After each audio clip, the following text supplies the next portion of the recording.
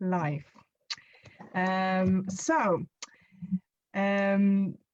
I'm not seeing us yet on Facebook, so I don't know really what to do other than say Assalamu alaikum, everyone. If you are watching us live, I am here with a guest of honor, and I really mean it. I come across this wonderful idea of maintaining a khushu in your prayer and in your life, thanks to Jasmine Jendel, and she is with us. I am so grateful for you being here with us. Thank you so much, Sister Jasmine. I don't know really where to begin with because there's so many things we want to cover in such a short period of time. Perhaps with introduction. So what I know about Sister Jasmine is that she, at some point in her life, she got inspiration in her heart. And it was very clear to you that you've done your bit in your professional life, in your personal life, and it's time to take a step up. It's time to share your gifts with the world. And that's how you've become introduced to the idea of spiritual coaching, haven't you? Yes, yeah, it's really been an amazing journey. Yes, subhanallah. Anyway, assalamu alaikum, barakallah fik for having me. I saw you have some amazing interviews, really good, alhamdulillah. May Allah reward you and the other sisters, alhamdulillah. So yes, it's been really an amazing journey. It really has, and something that I didn't expect because I grew up in the fashion industry. My dream, my ambition, my goal was to have my own clothing factory. Okay. And so growing up, I was really confident and really sort of career orientated. And yes, so at the age of 24, I had my own clothing factory in London, in North London. And I was making thousands of garments for Next, Etam, British, what's the one? British Home Stores, yeah, BHS. And so, yeah, so that was just really amazing. And then shortly after that, and I absolutely loved it. But shortly after that, I got married and I had kids and accepted those challenges as well and really accepted it. But what happened over time, and I think what happens to a lot of us over time is, I don't know, we can lose our identity, we can get worn down, we get overwhelmed, and it's so gradual that we don't even really notice until it's like, boom. And so it was about, in 2015, I had an opportunity to go to attend my own to attend a self-development course, which was really good. It was absolutely amazing because it helped me to find out more about myself. I remember the scary thing was I was just scared of change and other people were scared of change. And, you know, everybody sort of liked me the way I was, like really sort of, you know, helpful, serving, self-sacrificing, all those things, you know, we do as wives and mothers and, you know, just by, you know, from being Muslim, really. So that was something that just sort of scared me, and it did help me a lot. It helped me to get on the right track, but I still had like a lot of resentment. I was still on edge. There was still some things that just weren't sitting with me. And then what happened, I was home educating my two youngest sons, preparing them for GCSEs. And at the same time as well, I really wanted my own pocket money. So I enrolled on a course of an advanced to teach English second language.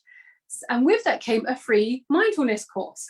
So, okay, let me see what this is all about. Because I think as Muslims, we're very skeptical of this because we think it's, you know, maybe not aligned with Islamic values and these sort of things. So I started looking into it and researching and started practicing. And at first I'd sort of practice one eye open, one eye closed, you know, not to get sort of caught meditating or anything. But as I developed, subhanAllah, I noticed that my life began to change. It really did have a profound impact.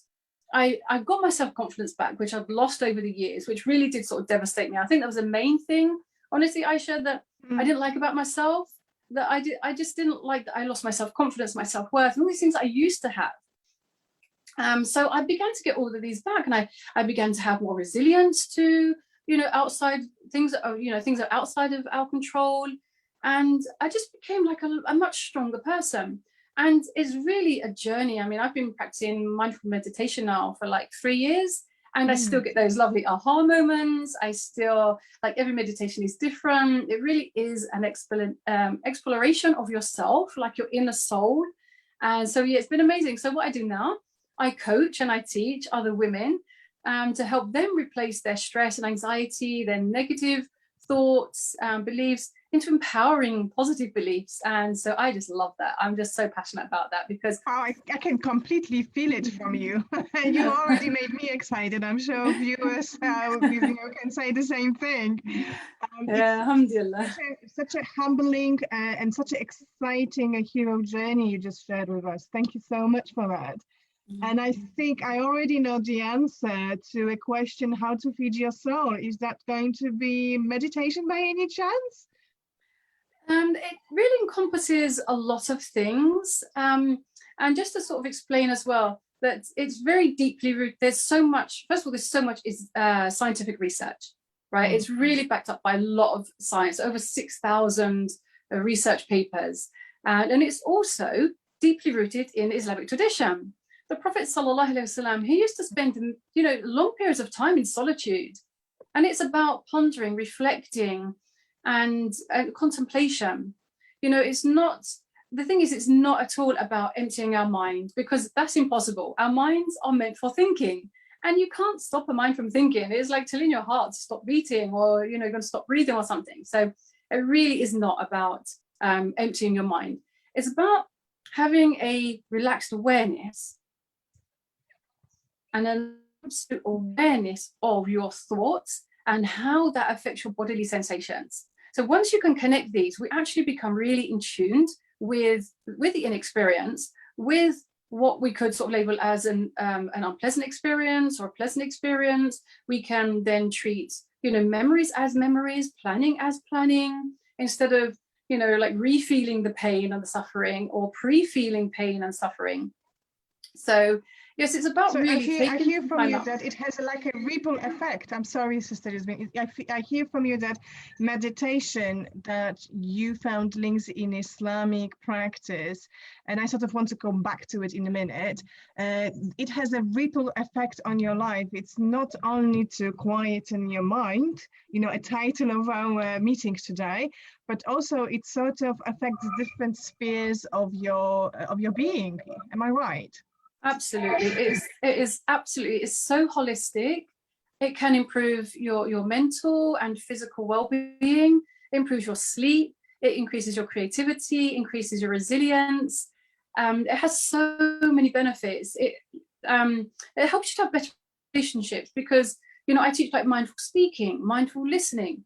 So, and if you can imagine, like the character of the Prophet sallallahu alaihi wasallam, he must have been the most mindful of people, subhanAllah, because when we're mindful, we take into consideration other people's feelings and thoughts, and we're noticing their bodily sensations, and we're really in tune with them, and we're listening mindfully, eating mindfully, walking mindfully.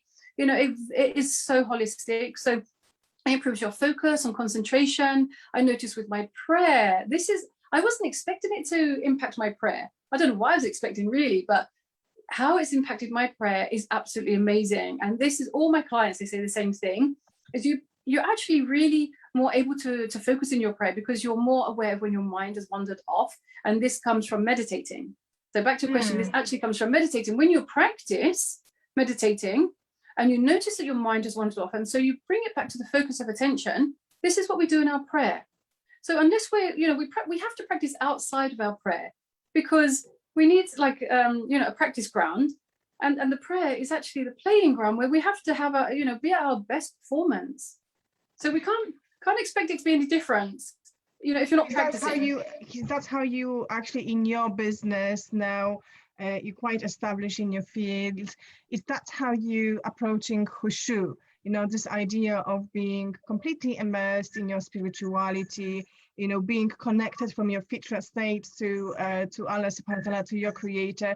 Is that what you actually doing? You are putting, you giving enough tools to put those sisters in the khushu, in their prayer and in their wellness.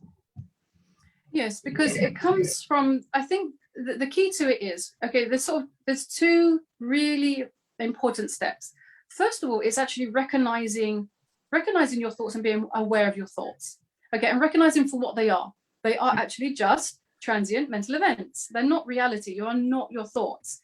Okay, so once you realize that, and then the second step really is to cultivate a different way of working with our minds, a way that's going to serve us. So I think really simplistically, ask if those thoughts are serving you or not, and then you have a choice. You have a choice whether to carry on and go down that lane of, keep thinking, and it's negative thoughts, and it's causing certain emotions which are negative, and then you're going to be moody, exhausted, confused, tense. Or you could say, okay, I recognize this as a thought. This is not real, and so I have a choice on how to behave now, or how to think, how to react, because our actions and behavior, our thoughts and emotions, they precede our actions and behaviors. So once we become aware of our thoughts and emotions, then we have a choice. Yeah, I think very often, or maybe too often, we do identify ourselves with our thoughts and emotions, and they sort of take over us, right? And we forget that it is actually part of our experience here. So I completely get you. I don't know how about our viewers. We don't have any questions yet, which is great, because I think they're just absorbing the knowledge. And going back to the mindfulness term, I completely can relate to why you might thought at the beginning, well, is it actually Islamic? Should I even go into it? So unless you actually study and understand that tafakkur, a synonym for mindfulness, right? Tafakkur, that deep contemplation. Even tadabbur, what is tadabbur on Quran? It's tafakkur, it's contemplation on how Quran teaches you about your psychology and about the wonders of the life.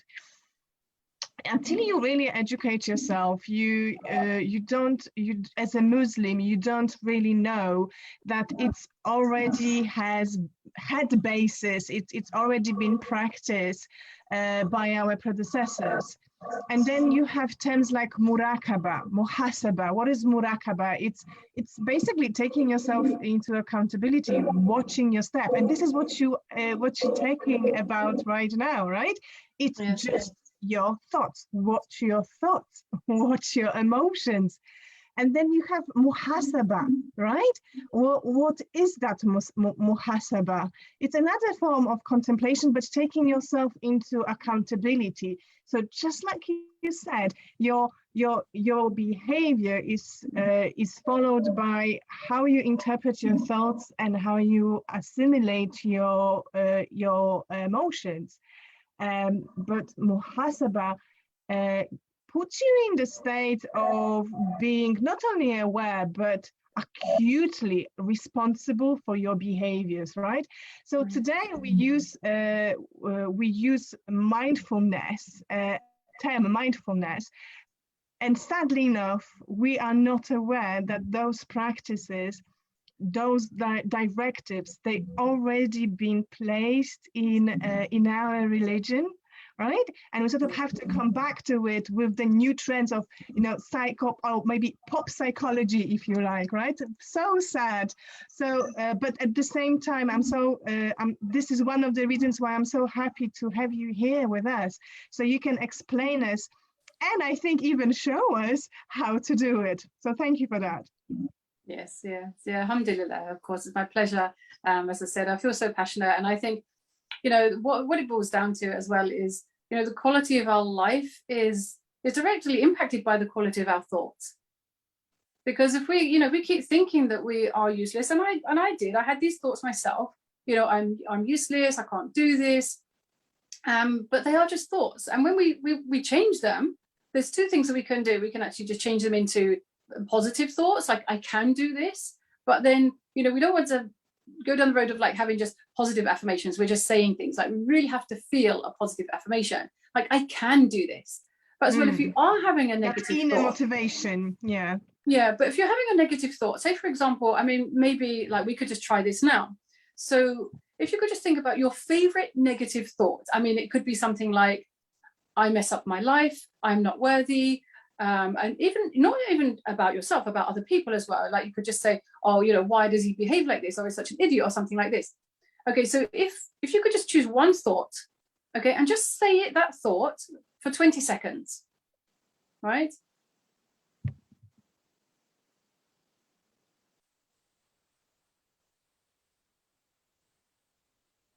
Okay, so I know it hasn't been 20 seconds, but can you see, like, even under these sort of artificial conditions, it's still very unpleasant. Absolutely. Yeah. Actually, it was burning my stomach. Yes, it's very unpleasant. And this is very important as well, to understand and to recognize your bodily sensations. But this is something else about a sensation tracker.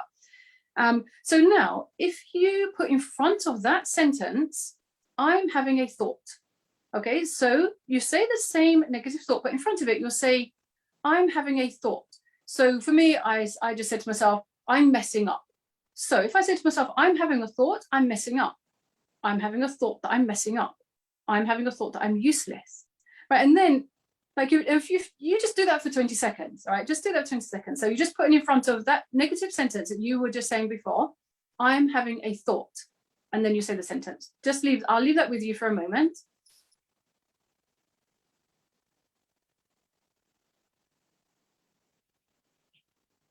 Okay, and then what it helps you to do is actually just detach yourself and Absolutely. recognize it. Yeah, subhanAllah. And then just recognize it that as what it is, a thought. And it helps you to be the observer of that thought and not get entangled in it. Because if we hear those thoughts too often, which we sometimes do, we can just get on that spiral of depression. 100%. Okay, so yeah, and so this is why mindfulness, meditation techniques, and the breathing techniques, they're being used by the NHS. They're being used for depression, eating disorders, sleeping problems, addictions, because you can just really just tune in with yourself, tune in with your inner experience, the physical sensations, and then you have a choice. This was wonderful experience. Thank you. And for those of you who are unaware, we've just done meditation. It's a form of, yes, it's a very quick one. That's called labeling your thoughts. That's a tool that I have in my toolbox. So that's actually labeling thoughts, and that also you can also say to yourself, that's a judgmental thought. Okay. And then you're just labeling that thought as a judgmental thought. And again, it just helps you to be the observer of it and not get entangled in it. And do you think we could also apply it to our emotional life? Can we categorize our emotions? Can we catch them and contemplate on them just like we've done it with our thoughts? Yeah, definitely. Because I teach my clients to be in tune with the physical sensations. And actually, this is the first early warning sign that something is not quite right. So we need our emotions. We absolutely need them. We use them as a compass. We don't have to get entangled in them. So something I've been doing in my Facebook group a few weeks ago, I was teaching my ladies about the sensation tracker. So when you actually experience an unwanted emotion, a difficult situation, unpleasant situation, what are the physical sensations? And it's different for everybody. For myself, I get that tingling in my stomach. And my other ladies in my group, they get pain in their neck, or they're sweating, or their face goes red, or their hands go sweaty, or just generally feel sweaty. So that's what you need to be in tune with. So that when you're in an unpleasant situation, okay, so say for example, when somebody's like really annoying me, okay, I get the sensations in my stomach. And so that alerts me to, you're not liking this situation. Right? And then I have a thought, and everything happens so quickly. It sort of just happens, so subconsciously, of course, in split seconds. But this is what the training does for you. The mindfulness training allows you to put a pause, a space between the emotion and a reaction. And so instead of a habitual reaction, you actually have a very wise response, and a response that is serving to you and to your health and your well-being. Sometimes it's good just to be silent. We don't have to argue. Sometimes it's just important to let things die down, and then later on, you can speak about it, but you'll notice your physical sensations. And this is something when you're meditating, you do it in even a deeper way. So you can do it in everyday life. So this is a tool in everyday life. It would be like your sensation tracker. So you're so aware of the physical sensations, and you use it as a compass to help you to understand, okay, how should I respond in a wise way now? How should I respond in a way that's going to serve me, and as well, with kindness and compassion? Because that's what mindfulness means. The actual definition of mindfulness is paying attention in the present moment on purpose with kindness and compassion, non-judgmentally.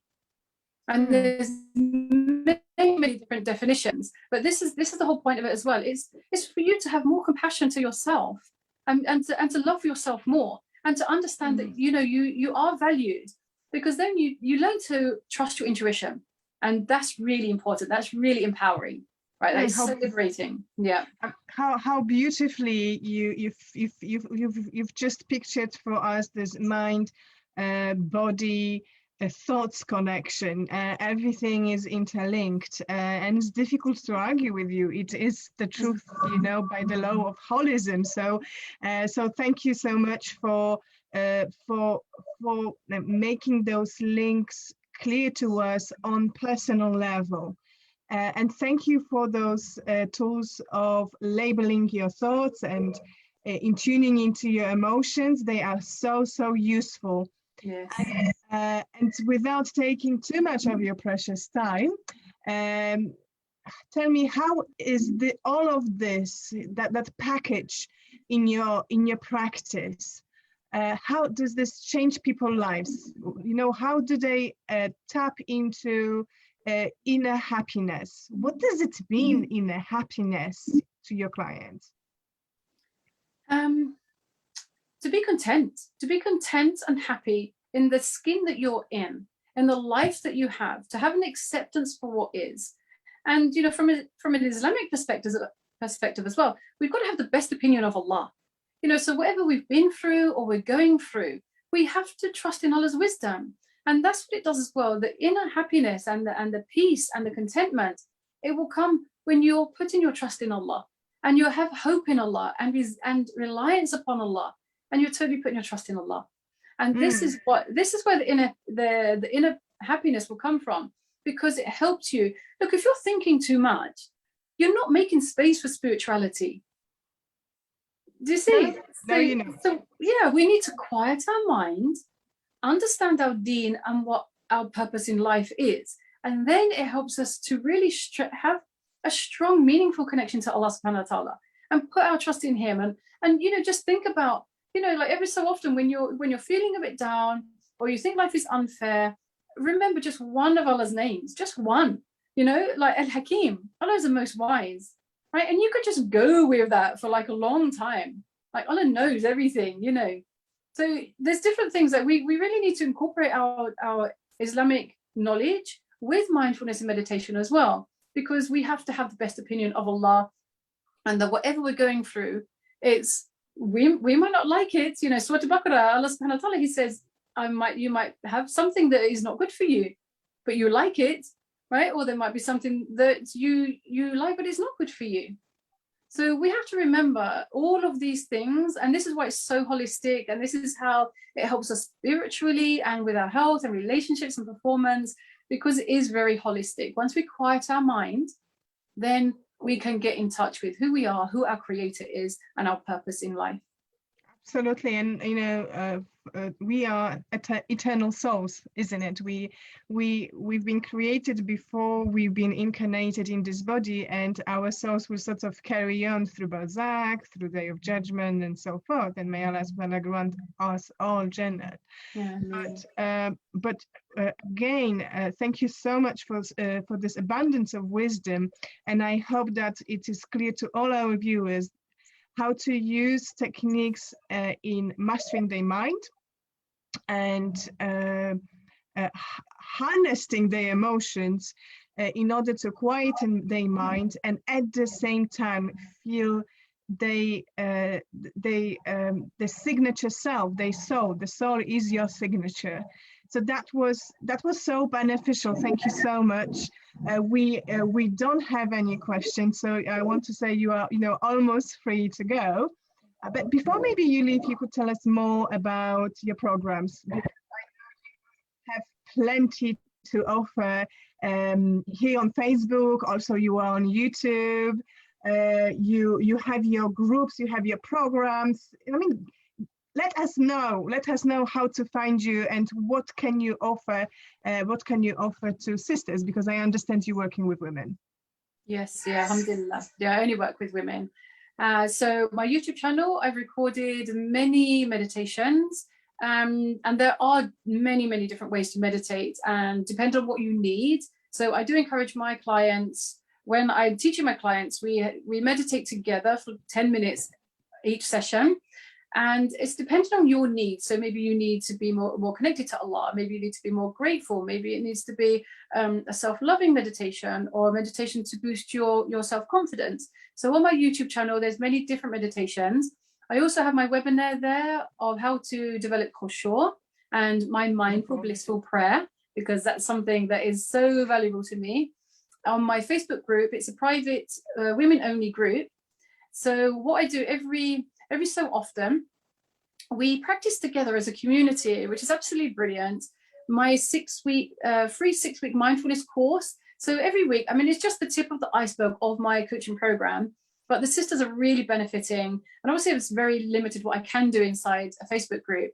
So every so often we do my 6-week mindfulness course, and we practice one technique each week, and that just builds up. It builds your resilience and your confidence, and just giving you more and more tools. And then in between, I'll put in, we did this amazing energy awareness. That was a few weeks ago. That was really brilliant. Sensation tracker. So different tools and techniques. Yeah, the energy awareness was really amazing. So we did that for a couple of weeks.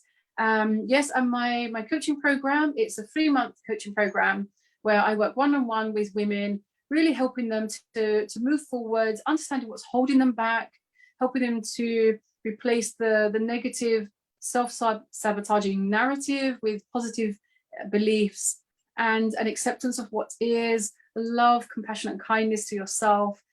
And it goes through different phases, and I teach different skills, and it's really lovely. It really is.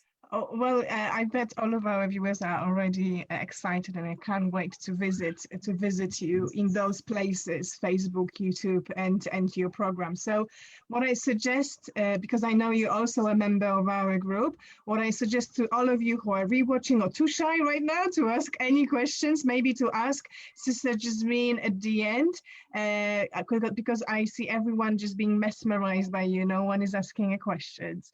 So maybe please ask the questions to Sister Jasmine. And Sister Jasmine, if you are happy, please share with us, perhaps even underneath this video, all those links which you mentioned, so we know how to find you and how to benefit from you, and from us, how to work with you. If you out there, you sisters out there, if you are ready to for another step, for another milestone in your life, this is the spiritual coach, right? This is the place to go. Would that be okay with you, Sister Jasmine, to put all those links for us, so we know which direction to go?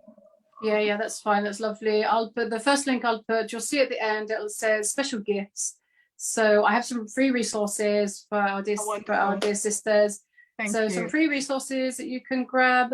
And I'll put the link to my coaching program, so you can find out more about it. There's lots of testimonials on there as well from the sisters that I've taught. And if you want to go to my Facebook profile, Yasmin Jendel, then there's lots of your Facebook group as well. You've mentioned that you run a Facebook group as well. Yes, yeah, that's mindfulness, Muslim women mindfulness-based stress reduction, and it's got that lovely mosque orangey picture. Oh, well, I'm sure I'm going to make my way there, and maybe I will recommend your group for my members in here as well, in Sunnah Wellness. So either way, people will know how to find you. Thank you so much. It was great. I hope I didn't took too much of your precious time. We've learned awful lot, and I'm so excited because I have more tools for my clients and more tools for myself. So thank you so much for that. That was great supervision. and if you don't have anything else to say, or any further questions to ask, I think we only owe to give you a rest. Seriously, you've done so much for us. Thank you so much. Okay, Barakallahu Fik. Obviously, it's something I could talk about for days and days. But just to sum it up, mindfulness means awareness. Awareness of the inside and the outside, awareness of Allah, and just to help the definition there, sisters. It's been sensational. It was amazing. Thank you so much for being here, and I hope to welcome you over and over and over again. I wish you very lovely weekend. Thank right? you and for everybody. Thank you. And please do welcome all my audience in your group, inshallah. Of course, very welcome. Yes, it's an amazing group, amazing women, alhamdulillah, all having struggles, all going through the same similar issues, similar struggles. Yeah, and it's great. No judgment. Everybody's like really benefiting. It's good. Beautiful. Thank you so much again. And whatever we've said, which is good, it is from Allah. Whatever we said bad, it's from us and from Shaitan. And may Allah subhanahu wa ta'ala give us tawfiq and accept from us all. Ameen. Ameen. Barakallahu feek. Assalamu alaikum, my dear. Wa alaikum salam wa rahmatullah. Fi amanillah.